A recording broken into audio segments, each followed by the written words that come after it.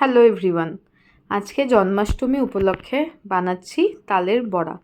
তালের বড়া আমার খুব প্রিয়, তো তার জন্য তালের রস নিয়ে নিয়েছি এবং তার মধ্যে কিছুটা সুজি ভিজিয়ে রেখে দিয়েছিলাম 5 থেকে 10 মিনিটের জন্য। এরপরে এর মধ্যে দিয়ে দিলাম অল্প চালের গুঁড়ো আর অল্প ময়দা, মানে দুটো সমান পরিমাণেই দিয়ে নিয়েছি।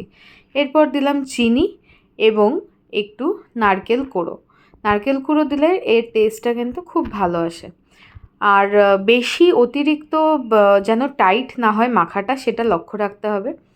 দেখুন এখানে মাখাটা কিন্তু একটু নরম নরম হয়েছে, যেন ঠিকঠাক পড়ে যাচ্ছে, খুব বেশি ফ্লোটিংও না, খুব বেশি শক্তও না। তো এরপরে সাদা তেলে গরম গরম তালের বড়া কিন্তু ভেজে একদম মুখে টপ করে দিয়ে দিলাম। ভীষণ টেস্টি হয়েছিল, দেখুন কী সুন্দর নরম হয়েছে, প্লাস ক্রাঞ্চিও ছিল। তো কেমন লাগলো জানাবেন। Thank you.